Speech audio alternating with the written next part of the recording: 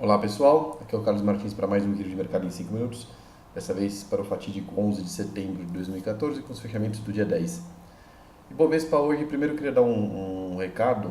A Bovespa ontem liberou as cotações do índice, né, erradas no fechamento. Ficou uma barra vermelha aqui do dia 9 que vai até lá embaixo assim. Ó. Se alguém tiver com essa barra vermelha aí, é só fechar o gráfico e abrir de novo que ele se corrige, tá? A Bovespa avisou a gente mandou uma correção lá para o gráfico. Então, mas a Bovespa que liberou sem querer, mesmo preço errado ontem, esse aqui já está o gráfico corrigido, esse gráfico aqui está certo, o gráfico de vocês tem que ser igual a esse para estar certo do Ibovespa. Falando do preço, ele bateu no suporte, né, deu uma furada aqui no 58,175, só que acabou voltando tudo no finalzinho. Tá? Então o Ibovespa deu uma segurada forte aqui nesse suporte, que acaba sendo a projeção desse triângulo que ficou lá atrás. Ontem eu tinha falado da área densa do triângulo, que seria um entrave para queda, né? Mas a projeção também serviu como entrave. Tá bom que não é bem a projeção, é mais o valor do topo aqui, né? Que está calhando de ser igual ao da projeção e tem a linha aqui para ajudar a gente a observar isso. De qualquer forma, nessa quinta-feira, ele fez um pavio de alta aqui, só que ele fez esse movimento todo aqui de segurar no suporte com o pavio tal, ele fez de novo com volume baixo. Né? Ele fez um volume mais baixo que os demais dias, o que tira um pouco da força do movimento. Então pode ser que nesse dia 11 de setembro ele fique ao redor ainda desse número dos 58.175. Tá? Se ele resolver subir, ele tem terreno livre para subir aqui até os 59.250. Então ele tem um pouco mais de 1.000 pontos aí para subir, para bater aqui nessa resistência, que foi onde ele tocou a primeira vez.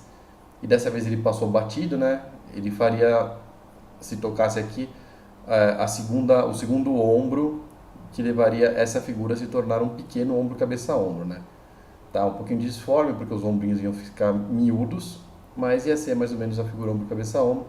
Depois ele podia pegar essa área densa aqui mais na frente, mais em cima, que fica mais fácil, inclusive para ele entrar e evoluir dentro dela. A gente tem aí 3.700 pontos para baixo a partir da linha, o que leva o preço lá para a linha dos 54.500 pontos, né? Então, se ele fizer mesmo essa projeção, ele tem que fazer uma correção antes, correção de alta no caso, porque ele está caindo, né, até os 59.250. Banco do Brasil. Banco do Brasil segue caindo, assim como a Petrobras.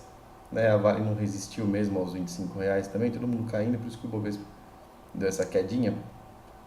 O Banco do Brasil passou para baixo da linha de tendência, ele está segurando no 31,24, a mínima foi no 31,21, tem essa linha horizontal do Fibonacci Fan aqui, e nessa região que ele está, a outra linha do Fibonacci Fan inclinada, hoje na casa dos R$30,40, né, todo dia eu falo que ela vai subindo um pouquinho, por isso que eu vou mudando esses valores um pouquinho para cima.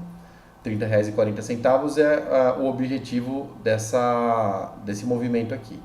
Tá? O objetivo, não sei se você lembra, mas é simples. Ele perde uma linha, o objetivo é tocar na outra. Ele perde uma, toca na outra, perde uma, toca na outra, perde uma, toca na outra. Tá? Então é assim mais ou menos que ele vai andando. Né? Até quando ele perder a última, no caso aqui, ele foi fazendo isso até perder a última, quando ele perdeu a última que ele fez a máxima e voltou. Tá? Então ele vai fazendo esses movimentos por aí. O Banco do Brasil ainda tem a possibilidade de ficar no espaço em branco, né? De vez em quando ele faz isso. Daí ele teria a cotação entre 32,57 e 31,24, não é um espaço pequeno. Temos aí 4% de movimentação, como ele está fechado bem no meio do caminho, ele pode ficar nesse espaço em branco amanhã tranquilamente. E amanhã pode ser um dia de volatilidades, não necessariamente tem que ser um dia que vá voltar a subir. Vou botar no gráfico da Vale agora, a Vale que tinha dado um belo candle verde, né? Inclusive eu tinha falado que tinha dado candle verde com um volume mais baixo, o volume hoje foi bem mais baixo ainda, tá? Então ela está meio que acumulando aqui nessa região. Ela, da mesma forma que no triângulo, quando fica muito perto de bater na projeção e não bate, a gente sempre fica com o pé atrás que ela pode voltar lá e bater. Né? Isso já aconteceu isso no Ibovespa, a gente viu esses dias. Aqui mesmo a gente tem um triângulo que tem uma projeçãozinha que está batendo em cima lá da linha, e essa daqui não bateu por alguns centavos, né? Você tem A linha mais pessimista aqui da projeção aponta para o 24,45 e a gente tem o preço, a mínima mesmo no 24,52, faltaram poucos centavos, o que me leva a crer que ele ainda pode voltar a cair para bater nessa linha azul. Tá? Como ele não bateu da primeira vez, ele pode bater da linha azul e encostar na linha azul mesmo, não chegar nesse entroncamento mais alto aqui. Então a gente fica com esse viés para Vale e ela tem um belo espaço para se movimentar, porque o 25,48 aqui em cima é que é a resistência, né? Então a resistência dela está nada mais nada menos do que entre 2 e 2,5% aí de distância para o preço atual. Como está com os volumes mais baixos, a gente tem que esperar para ver o que ela vai fazer, mas ainda acredito nesse toque na linha do ombro, cabeça, ombro, pelas razões que eu acabei de explicar. A Petrobras hoje também continuou caindo. Vamos voltar aqui para o gráfico. E perde a área densa. Tá? Então a Petrobras continua caindo, perde a área densa, mas ela fica ainda com o fechamento na borda, né? Da mesma forma que o Banco do Brasil, ela tem essa linha aqui para tocar nos R$ 20,60. Na verdade, a mínima de hoje, se repetir amanhã, ela toca na linha azul, tá? Porque a linha azul amanhã vai estar um pouquinho mais alta. Se ela tocar nesses 20,60, daí ela se libera para ficar se movimentando aqui em torno desse valor. Ela tentou passar aqui, deu uma segurada. Normalmente, quando ela segura na área densa, ela não entra tão firme assim que ela fez. Tá? Ela dá uma segurada mais forte na área densa. Não quer dizer que esse triângulo aqui está todo mal formado para a Petrobras mesmo. Ela não foi do lado de lá. Quando subiu, subiu mais do que o triângulo apontava. E agora essa área densa não está se o preço forte. Provavelmente esse triângulo seria melhor se ele tivesse ajustado por baixo, assim, ó. Né? Se ele tivesse ajustado por baixo, a área densa estaria aqui na casa dos R$19,70, alguma coisa assim. Tá? Então essa linha azul aqui do Fibonacci Fan é a linha azul que a gente vai olhar com mais cautela por enquanto. A Petrobras está nessa, depois de tocar na linha azul, ela pode voltar a dar uma oscilada aqui em torno dos R$21.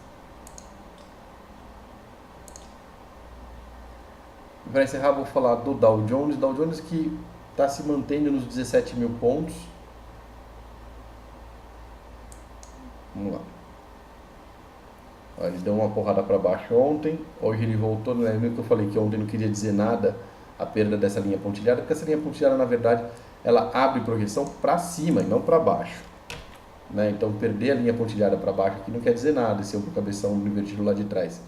Já esse ombro, cabeça, ombro aqui de cima, que é o grande X da questão, que está na máxima histórica, se cruzar, começa a projeção para os 18 mil pontos. Né? Para fazer isso, ele vai ter que ganhar bastante força, vir no embalo e passar, mais ou menos que nem o Ivo Knievel fazia lá no pulando de moto. Né? Ele vai ter que vir no embalo para conseguir passar. Aqui ele veio no embalo e não conseguiu, né? Bateu e ficou. Vamos ver se ele consegue, ou então, né, aquela máxima do futebol de que não faz toma, aqui também vale. Se ele ficar muito tempo aqui e não conseguir passar, inevitavelmente ele vai acabar caindo lá para casa dos 16 mil pontos de novo. Agradeço muito pela presença de todos e até o próximo Giro de Mercado em 5 minutos.